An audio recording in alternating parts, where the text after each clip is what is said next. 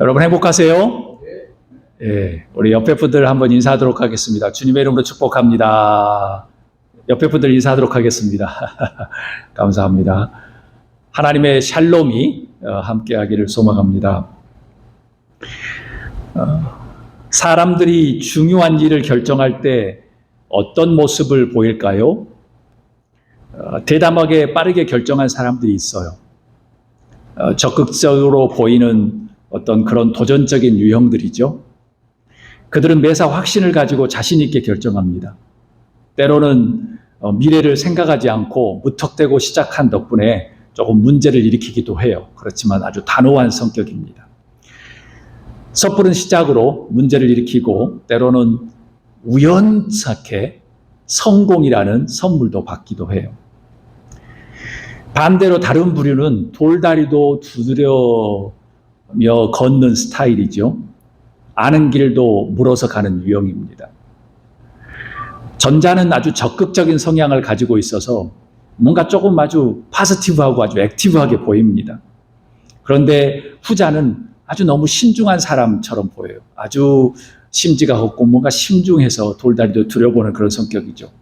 생각도 하고 그 생각에 또 생각에 꼬리를 물으면서 계속 신중하게 나아갑니다. 여러분은 어떤 일을 결정하거나 인생을 살아가면서 어떤 유형, 어떤 성향으로 살아가십니까? 조금 적극적으로 아니면 조금 신중하게. 결정함에 있어서 어떤 성향의 사람들이 바람직할까요? 오늘 말씀의 제목은 신중함과 망설임의 사이라는 그런 제목으로 하나님의 말씀을 나누려고 합니다. 신중함이라는 결정함에 있어서 생각하고 또 생각하고 조금 더 곰곰이 되새기는 것이죠. 그런 다음에 행동하는 거예요. 망설임이라는 것은 생각만 하는데 결정하지 못하는 것을 망설임이라고 하는 데피니션이에요. 신중함은 사람들이 보기에 사려가 깊다, 되게 인격이 차분하고 아주 생각이 깊다라고 표현하죠. 망설임은 주저하고 있고 결정하지 못하는 머뭇거리는 거, 결정장애처럼 그렇게 보입니다. 신중함과 망설임의 사이는 무엇이며 신중함과 망설임의 사이가 있다고 하면 그 존재는 무엇일까? 아니면 이 둘의 차이는 무엇일까라는 게 오늘 말씀을 시작하는 퀘션입니다. 소돔을 찾은 두 천사가 소돔을 멸망하기 위해서 롯에게 이야기를 다 합니다. 그리고 오늘 말씀 시작하기에 롯에게 묻습니다. 또 더 있느냐? 또 더 있느냐? 또 더 있느냐? 롯은 어떻게 됐을까요? 롯은 아주 당황합니다. 황당합니다, 지금. 왜 그럴까요? 이유는 머릿속에 떠오르는 사람이 한 명도 없습니다. 또 있느냐라는 질문에 머릿속에 떠오르는 사람이 없어요. 유일하게 떠오르는 사람들이 자기의 가족 빼놓고는 사위입니다. 그들은 롯의 말에 사위는 어떻게 대답했죠? 농담하지 마세요라고 이야기합니다. 비웃으며 거절했죠. 그 당시 아주 화려하고 아주 보암직했던 그 소돔성이 멸망이라는 지금 위기에 놓여 있는데 또 더 있느냐라는 질문에 롯의 머릿속에는 한 명도 생각이 나지 않았습니다. 더 있다는 것이. 그리고 오로지 사위에게는 핀잔만 듣지요. 농담하지 마세요. 그 도시는 멸망하시려는 이유와 롯의 어떤 가정을 살리려고 하는 그 계기, 하나님의 뜻, 그것은 무엇이었습니까? 그 송을 살리려고 하고 롯의 가족을 살리려고 했던 하나님의 뜻, 하나님의 마음은 무엇 때문이죠? 다름 아닌 그 소돔성을 향한 수많은 울부짖음, 그 울부짖음, 규탄의 소리가 하나님의 귀에 들렸다고 성서는 이야기합니다. 특별히 그 울부짖음 중에 아주 큰 목소리는 누구였냐면 아브라함의 기도였습니다. 롯의 삼촌 아브라함. 이름 없는 수많은 사람들의 눈물들이 규탄이 되어서 하나님의 귀에 들린 다음에 그 소돔과 고모라를 멸망하기로 하나님이 결정하시고 삼촌 아브라함의 기도 덕분에 롯의 가족을 살려주기로 말씀하십니다. 도시의 타락을 보고 개탄한 소리들이 막 우렁차게 울렸던 것이죠. 다만 그 성에 살고 있는 사람들은 못 들었을 뿐 하나님의 귀에는 그 소리가 다 들렸습니다. 그리고 멀리 살았지만 아브라함도 눈물을 흘리며 구원을 해달라고 기도했죠. 위기의 순간에 빛을 발하는 것은 무엇일까요? 이 소돔과 고모라의 상황에서 보면 아브라함의 기도처럼 부모의 마음으로 기도하는 것이었습니다. 그 소돔과 고모라를 살린 유일한 것은 아브라함의 기도와 수많은 사람들의 아우성은 소돔과 고모라를 멸망시켰고 아브라함의 기도 덕분에 롯이 생명을 부지한 것입니다. 사랑하는 여러분, 기도보다 앞서거나 그 다음에 기도를 무시하는 행동은 멸망의 낭떠러지에 올라탄 브레이크가 고장난 상태입니다. 그래서 우리의 기도가 얼마나 중요한지를 알 수 있는 것입니다. 소돔과 고모라를 살린 유일한 방법은 가족의 부모, 한마디로 말하면 삼촌, 아버지처럼 그 기도밖에 없었어요. 여러분의 가족과 공동체의 위기에 빛을 발하는 기도의 사람이 되셨으면 좋겠습니다. 아멘. 이것은 설교가 아니고 인트로덕션입니다. 16절, 17절 말씀을 제가 읽도록 하겠습니다. 그러나 롯이 지체함에 그 사람들이 롯의 손과 그 아내의 손과 두 딸의 손을 잡아 인도하여 성 밖에 두니 여호와께서 그에게 자비를 더하심이었더라. 그 사람들이 그들을 밖으로 이끌어낸 후에 이르되 도망하여 생명을 보존하라. 돌아보거나 들에 머물지 말고 산으로 도망하여 멸망함을 면하라. 라고 두 천사가 롯에게 이야기합니다. 15절, 동틀 때에 천사가 롯을 재촉합니다. 롯을 재촉해요. 멸망하니까요. 일어나 여기 있는 내 아내와 두 딸을 이끌어내라. 이 성의 죄악 중에 함께 멸망할 것이다. 그런데도 롯이 한 행동은 무엇일까요? 꾸물거렸습니다. 꾸물거렸어요. 지체한 것이지요. 두 사람은 롯과 그의 아내와 그 두 딸의 손을 막 잡아 끌어서 성 밖으로 안전하게 대피시켰습니다. 꾸물거리니까요. 주께서 롯의 가족에게 자비를 베푸신 거예요. 자비를. 기억하십시오. 자비는 가만히 있어서 주어지는 것이 아니에요. 어느 누구의 기도를 통해서 롯의 가족에게 주어진 거예요. 롯이 엄청나게 잘해서 주어진 것이 아니라 롯의 아버지처럼 삼촌이었던 아브라함의 기도 덕분에 산 거예요. 자비는 그냥 가만히 놀고 있는데 주어지는 게 아니라는 겁니다. 삼촌 아브라함의 기도 덕분에 꾸물거리고 있는데 천사가 그 기도에 응답하라고 하나님께서 말씀하셨기에 강제로 손에 막 잡고 그들을 그냥 성 밖으로 끌어낸 겁니다. 세상에 공짜가 있을까요? 공짜 없습니다. 특히 하나님께서 주시는 unconditional grace and love는 공짜가 아닙니다. 여러분, 하나님의 사랑은 공짜라고 생각하시죠? 공짜 아닙니다. 왜요?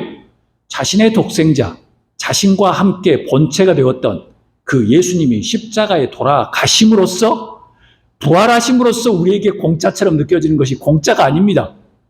예수님 믿으라고 해도 믿지 않는 사람이 세상에 얼마나 많은데 공짜이겠습니까? 전혀 공짜가 아닙니다. 공짜처럼 보이지만 믿음으로 받아들여야만 가능한 거죠. 또한 누군가는 십자가에 죽거나 복음을 전하거나 타인을 위해서 기도하는 사람이 필요했기 때문에 내가 공짜처럼 지금 받을 수 있는 겁니다. 어떤 사람의 피눈물처럼 십자가의 죽음과 말할 수 없는 눈물의 기도 덕분에 지금 우리가 살아가는 것이지 우리가 공짜로 누리는 게 아니에요. 여러분, 구원받는 것도 조건이 있나 봅니다. 이 말씀에서 보면 아브라함의 기도 덕분에 살았지만 조카 롯이 넘어야 할 장애물이 아주 많았습니다. 통과 의례라고 해야 할까요? 작은 시험과 같은 것이지요. 그래서 낙제 점수를 받으면 이미 구원을 받았다고 생각하지만 끝에 가서는 성공을 못합니다. 그 통과 의례는 무엇이었죠? 두 천사가 이야기합니다. 뒤를 돌아보거나 들에 머무르지 말고 저 산으로 도피하라는 거예요. 이게 통과 의례입니다. 구원을 위한. 그러지 않으면 뭐라고 이야기해요? 너 여기서 놀겠다고 이야기하는 것이 아니라 너 죽을 것이라고 이야기합니다. 즉 아브라함의 기도 덕분에 구원을 받을 기회를 얻었지만 구원을 받은 게 아니에요. 구원을 받은 기회를 얻었지만 아직은 아니라는 말씀이에요. 그럼 어떻게 해야 멸망에서 구원을 받을 수 있을까요? 우리 한번 다 함께 따라해 보도록 하겠습니다. 망설이지 말자. 망설이지 말자. 망설이지 말자는 거예요. 성서 표현으로 말하면 지체하지 말라, 꾸물거리지 말라라고 이야기합니다. 한 사람이 말하지요. 어서 피해서 목숨을 건지시오. 뒤를 돌아보거나 들에 머무르거나 하지 말고 저 산으로 곧장, 뒤로 돌아보지 말고 옆도 돌아보지 말고 곧장 산으로 피하십시오. 그러지 않으면 죽고 말 것입니다라고 이야기합니다. 아무리 아브라함이 대단해도 아브라함의 기도 덕분에 구원의 기회가 주어졌어도 뒤로 돌아보지 않고 멈추지 않고 곧바로 가야 하는 것은 롯의 가족인 거예요. 죽기 전에 여기를 떠나라고 말하던 두 천사의 부탁에도 불구하고 롯이 한 것은 유일하게 뭐였어요? 꾸물거리는 것이었어요. 망설이는 것이었어요. 무엇 때문이죠? 롯이 신중해서 있을까요? 아니면 망설임 때문일까요? 여러분, 중요한 결정 순간에는 망설이지 마십시오. 중요한 결정의 순간에는 망설이지 마세요. 우리 한번 다 함께 따라가 해보겠습니다. 신앙은 마지막 순간에 망설이지 않는다. 망설이지 않는다. 자기가 신앙이 좋다? 저는 믿지 않습니다. 저도 신앙이 좋은지 안 좋은지 저도 잘 모르는데 누가 믿어요? 마지막 시대에 마지막 순간에 the last moment에 하나님을 만나는 순간 망설이지 않을 수 있는 신앙을 가지고 있는 사람만이 당연히 신앙이죠. 지금 무슨 돈을 많이 벌어서 신앙이 좋다. 교회가 커서 신앙이 좋다. 자기가 30년을 믿었다. 30년 믿다가 다음에 내년에 신앙을 버릴지 누가 알아요? 그런 사람이 부지기수인데. 지체하거나 꾸물거리지 말아야 하는 거예요. 특별히 마지막 시대. 이미 구원이 왜고되었다 할지라도 마지막 단계에 우리는 넘어야 할 게 너무 많아요. 롯처럼 말이죠. 뒤를 돌아보거나 들에 머물거나 하지 말아야 합니다. 개인적으로 저를 흥미롭게 만든 것은 이거예요. 주목하십시오. 믿지 않는 소돔성 사람들이나 농담하지 말라고 했던 롯의 사위들이나 구원을 받게 해주겠다고 약속을 받은 사람들이나 별반 차이가 없다는 거예요. 주목하셔야 합니다.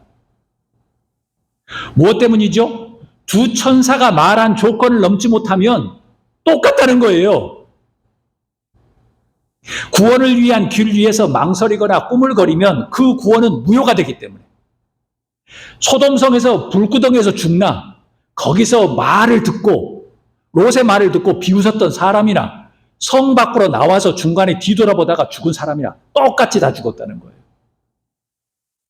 천사가 말합니다. 그렇게 하지 않으면 죽고 말 것이라고 이야기해요. 그런 이유로 마냥 망설이며 꾸물거리면 결과적으로 소돔성 사람들과 별반 다름이 없는 신세가 되고 만다는 거예요.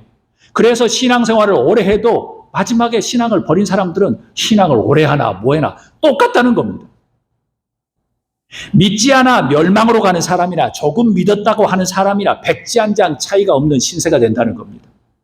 오늘 말씀으로 보면 더더욱 그렇다는 거예요. 그런데 제가 지금까지 50년이 넘게 살면서 보면 이 말씀이 꼭 맞는 것 같습니다. 그래서 예수님께서 마태복음 22장에 혼인잔치에 비유해서 14절에 이렇게 말해요. 청함받은 자는 많되 택함을 입은 자는 적을 것이라고 예수님이 말씀하십니다. 멸망의 자리에서 구원의 자리에 청함받은 사람은 많을지라도 모든 것이 끝이 아니라는 거예요. 그 다음에 단계가 있다는 겁니다. 택함이라는 마지막 통과 의례를 넘어서야 합니다. 그때 중요한 것은 망설이지 않는 자세가 필요합니다. 그게 곧 신앙이겠죠. 신앙은 마지막 순간에 망설이지 않는 겁니다. 지금 막 힘이 있는 게 신앙이 아니라 마지막 순간에 기름을 준비하고 있거나 마지막 순간에 알곡으로서 구변이 되거나 마지막 순간에 너는 작은 자에게 정말 잘했구나 라는 칭찬과 하나님의 택함을 받는 겁니다. 왜 주의 천사가 뒤를 돌아보거나 머뭇거리지 말고 산으로 도피하라고 했을까요? 이유는 이것입니다. 주목하십시오. 세상에 대한 미련이 많으면 올바른 신앙을 소유하기란 쉽지 않기 때문입니다. 제가 지금까지 경험해보면 그렇습니다. 교회에서 신앙을 막 가지고 있는 것처럼 보이고 대단하게 하는 것처럼 보이는데 세상이 미련을 가지는 사람들은 끝은 거의 신앙이 없는 것 같습니다. 그래서 이스라엘 백성이 출애굽을 경험하고 이 지구 역사상 최고의 하나님의 놀라운 역사, 하나님의 놀라운 기적, 하나님의 놀라운 살아계심을 기적을 보았음에도 불구하고 그들은 엄청나게 믿음을 갖고 막 춤을 추며 하나님을 찬양하고 했지만 나중에 금송아지를 만들어서 우상을 만들었던 거죠. 결국 그들은 광야에서 어떻게 됐죠? 하나님의 땅 가나안에 가지 못하고 모두 다 가나안에서 죽었습니다. 모두 광야에서 죽었습니다. 오늘 본문의 상황도 동일합니다. 세상에 미련이 남아서 지체하거나 머뭇거리고 뒤를 쳐다보면 소돔 성과 함께 멸망한다는 거예요. 국물도 없다는 겁니다. 이스라엘 백성도 똑같잖아요. 18절 19절 제가 한 목소리로 제 목소리를 읽도록 하겠습니다. 롯이 그들에게 이르되 내 주여 그리 마옵소서. 주의 종이 주께 은혜를 입었고 주께서 큰 인자를 내게 베푸사 내 생애를 구원하시오나 내가 도망하여 산에까지 갈 수 없나이다. 두렵건대 재앙을 만나 죽을까 하나이다. 이 순간에 롯이 두 천사에게 딜을 합니다. 딜을 해요. 그래서 사람이 겉으로 보이는 말을 믿을 수가 없는 겁니다. 구원을 지금 주었음에도 불구하고 딜을 해요. 이제 머리를 돌립니다. 다른 길을 말씀해 주세요. 두 분께서는 이 종을 좋게 보시고 저에게 크나큰 은혜를 베푸소서. 저의 목숨을 구해 주셨습니다. 그러나 제가 저 산까지 도피해 가다가는 이 재난을 피하지 못하고 죽게 될까 두렵습니다. 라고 말합니다. 야, 저는 이 부분에서 머리가 조금 복잡해졌습니다. 아주 복잡해졌습니다. 왜냐하면 롯이 정말 산에까지 가기 전에 자신도 재앙을 만나서 죽을까 걱정했을까? 그런 것 같아요. 아니면 다른 길을 말씀해 주세요라는 말에 혹시 꿍꿍이 속은 있지 않았을까?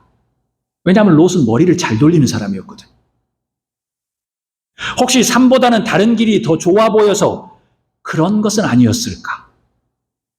의심의 눈초리로 볼 수밖에 없습니다. 왜냐하면 롯이 미워서 그런 것이 아니라 롯은 눈에 보이는 이익을 쫓는 사람이었습니다.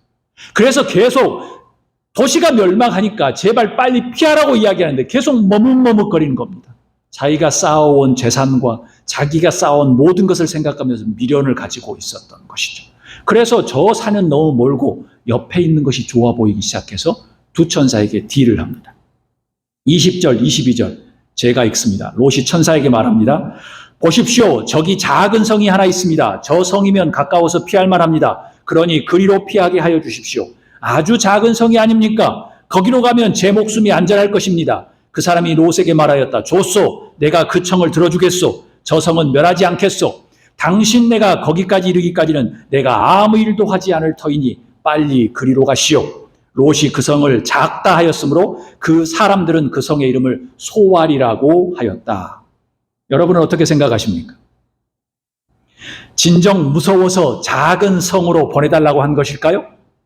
그럴 수도 있을 겁니다. 제가 롯이 아니니 어떻게 알겠습니까? 그런데 미안하게도 저는 롯이 기회주의자처럼 보입니다. 조금은 얄미울 정도예요. 그는 다시 개척해야 하는 산이 신호였습니다. 다시 가서 맨 땅을 다시 일구기가 싫은 거예요. 왜요? 그는 소돔과 고모라는 최고의 문화 속에 살았기 때문에 산으로 가기 싫은 겁니다.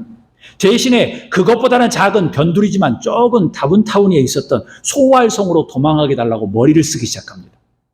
두 천사가 어떻게 했을까요? 허락해 줍니다. 두 천사의 역할은 롯의 식구를 살려야 하니까. 아브라함의 기도의 응답이니까요. 롯 때문입니까? 아니에요. 삼촌 아브라함의 기도 덕분입니다. 저는 오늘 말씀을 통해서 이런 감동을 받았습니다. 한번 따라해 볼까요? 세상적인 욕심과 관심은 세상적인 욕심과 관심 쉽게 사라지지 않는다. 사라지지 않는다. 종교적인 지도자들도 똑같습니다. 당연히 세상의 정치인들과 경제인들은 당연한 것이고요. 저라고 무슨 거룩합니까? 세상의 욕심과 관심은 쉽게 사라지지 않습니다. 신앙을 50년? 60년? 지켜보고 있는 주의 사자의 마음은 어땠을까요? 생각해 보십시오. 주의 사자가 아마 머리를 하나 치고 싶었을 겁니다. 그런데 주의 사자는 삼촌 아브라함의 기도를 응답해 줘야 하기 때문에 그냥 울며 겨자 먹기 식으로 응답해 줍니다. 롯이 소알이 아니라 솔직히 말하면 제 마음으로는 소알이 아니라 삼촌 아브라함에게 가야 하지 않았을까요? 왜냐하면 롯의 가족은 모든 것을 다 잃었어요. 이제 남은 것 하나도 없어요. 그럼 삼촌에게 돌아가야 하지요. 아마 천사와 하나님은 그런 이야기를 듣고 싶었을 거예요. 나 저 산도 싫고 저기도 싫고 삼촌 아브라함에게 좀 가고 싶습니다 라고 했으면 좋을 텐데. 탕자를 생각해 보십시오. 탕자가 모든 것을 탕진했을 때 무엇을 생각했지요? 아버지의 집을 생각했잖아요.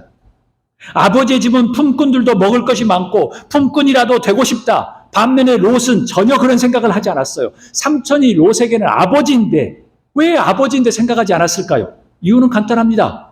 자존심, 세상에 대한 미련, 아주 똑똑하다고 생각하는 머리, 잔머리 때문에 그런 거예요. 자존심 상하다는 이야기예요. 자신을 키워서 먹이고 어려움을 당할 때 300명의 병사를 통해서 자기의 가족을 살려주었건만 지금은 자존심이 상해서 삼촌 아브라함에게 돌아가기 싫다는 겁니다. 대신에 멸망을 경험한 롯이 끝까지 세상의 미련과 세상의 욕심을 버리지 않고 어둠의 세력, 사탄이 그 욕심을 이용한 것이에요. 그래서 소알이라는 곳을 선택한 겁니다. 쉬 사라지지 않는 것이 세상의 욕심과 관심입니다. 세상의 욕심과 관심에서 자유하는 여러분이 될 수 있기를 주의 이름으로 축복합니다. 그러지 않으면 우리의 구원은 되게 먼 것이 될 수 있습니다. 왜냐하면 물질과 하나님을 동시에 섬길 수 없다고 예수님이 말씀하셨기 때문에 그렇습니다. 말씀을 통해서 이런 감동을 저에게 또 주었습니다. 한번 따라해 보겠습니다. 신중함도 망설임도 습관이며 중독이다. 네. 가족이나 친구들을 살펴보십시오. 신중한 사람들이 계속 신중합니다. 신중해서 좋기도 하지만 때로는 너무 신중해서 결정을 못합니다. 너무 신중해서 중요한 순간에 결정하지 못합니다. 그 순간에 망설임도 존재합니다. 망설이다가 시간 가는 줄도 모르고 중요한 선택과 결정을 놓치고 맙니다. 따라서 신중함과 망설임의 차이는 서로 차이가 없을 때도 많습니다. 특히 신앙의 결단이라는 면에서는 둘은 같은 걸림돌, 장애물을 만납니다. 오늘 말씀을 통해서 보면. 마지막 순간이 결정할 수만 있다면 부끄럽게라도 구원을 얻겠지만 그럴 기회가 주어지지 않는다면 그 순간이 마지막입니다. 지상의 파라다이스라고 하는 하와이에 하룻밤에 사람이 80몇 명이 죽고 2,000채가 넘는 집이 불구덩이로 소돔과 고모라처럼 되리라고 누가 상상을 했겠습니까? 소돔성 사람처럼 말이죠. 여러분, 머뭇거리기도 짧은 인생이에요. 너무 신중하거나 머뭇거리지 않기를 소망합니다. 사랑하고 용서하고 웃으며 즐겁게 행복하게 살기도 짧은 인생이라는 것이에요. 왜 그렇게 많이 싸우고, 왜 그렇게 미워하고, 왜 그렇게 토라지고, 왜 그렇게 삐지고, 그렇게 사십니까? 저는 마지막으로 여러분에게 이런 부탁을 드리고 싶습니다. 망설이지 않는 훈련을 하자는 거예요. 정 교수님은 망설임을 둘러싼 갑옷이 있는데 그것은 불확실성이라는 거예요. 불확실성 중에 제일 큰 영향을 미친 것은 현실 여건이라고 생각하기 쉬운데요. 그 불확실성은 자신의 정체성의 결여에서 시작된다고 이야기해요. 주변에 이런 것들이 아니라 자기의 정체성이 결여이기 때문에 망설이고 우리가 항상 신중해서 결정하지 못한다는 거예요. 정체성이라는 것은 아이덴티티예요. 어디에서 내가 왔으며 어디로 갈 것이라는 것. 내가 무엇을 믿으며 무엇을 딸며 살 것이라는 것. 어떤 철학과 사고의 틀 속에 살 것이라는 것. 이런 질문에서 망설이거나 신중하게 골머리를 쓰지 않고 명확하게 결정해야 된다는 거예요. 그래서 매일의 일상 속에서 망설이지 않는 훈련을 해야 합니다. 무엇을 먹을까, 무엇을 입을까, 그것은 망설여도 돼요. 그것은 신중해도 돼요. 그렇지만 중요한 우리가 살아가는 방향, 철학적인 것, 프레임 같은 경우는 망설이지 말자는 거예요. 곧 우리는 신앙인으로서, 예수님의 제자로서, 기도하는 영적인 사람으로서 아이덴티티, 정체성을 세워서 나가자는 그런 영적인 훈련을 매일 하자는 말씀이에요. 그래야만 결정적인 순간에, 결정적인 선택해야 하는 순간에 우리가 신중하지 않고 망설이지 않고 곧바로 선택할 수 있기 때문에 그렇습니다. 말씀 마칩니다. 신약 성서의 절반 정도를 기록했던 바울 사도조차도 빌립보서 3장 12절에 이렇게 이야기합니다. 내가 이미 얻었다 함도 아니요 온전히 이루었다 함도 아니라라고 고백합니다. 바울 사도도 내가 이미 얻었다 함도 아니요 온전히 이루었다 함도 아니라고 말하는데 어느 누가 모든 것을 이루었다, 다 되었다고 손을 놓고 있겠습니까? 이는 매일의 일상 가운데 영성훈련이 필요하다는 것입니다. 하나님 앞에서 신앙의 자세와 선택과 결정에 망설이지 않는 훈련, 영성훈련이 너무나도 필요합니다. 저의 말이 의미 없이 다가서면 이미 저와 여러분은 세상 속에서 그냥 살아가고 있기 때문에 그 말이 별 의미가 없는 것일 겁니다. 그렇지만 바울은 그렇게 오랫동안 살면서도 내가 이미 얻었다 함도 아니요 온전히 이루었다 함도 아니라라고 하나님 앞에 서 있는 겁니다. 혹여 신중함을 내세워 망설이는 삶을 살고 계십니까? 주일 한번 지키기도 너무 망설여서 갈까 말까. 돈을 쓰는 거 하나도 망설이면서 이러고 있습니까? 신중함과 망설임의 사이에서 방황하지 마십시오. 우물쭈물하다가 다리 긁는 신세가 되고 말 겁니다. 잘못하면 막차도 놓치는 수가 있기 때문이에요. 오늘도 예배에 참석하여 망설이지 않는 훈련을 하는 여러분들을 축복합니다. 무슨 대단한 것을 주는 것도 아니지만 주일을 구별해서 하나님 앞에 예배하는 여러분들을 축복합니다. 결정적인 선택의 순간에 담대하게 오늘 결정하신 것처럼 하나님을 결정하고 예수님을 결정하는 여러분이 될 수 있기를 주님으로 축복합니다. 아멘. 우리 다 함께 기도하며 나가도록 하겠습니다.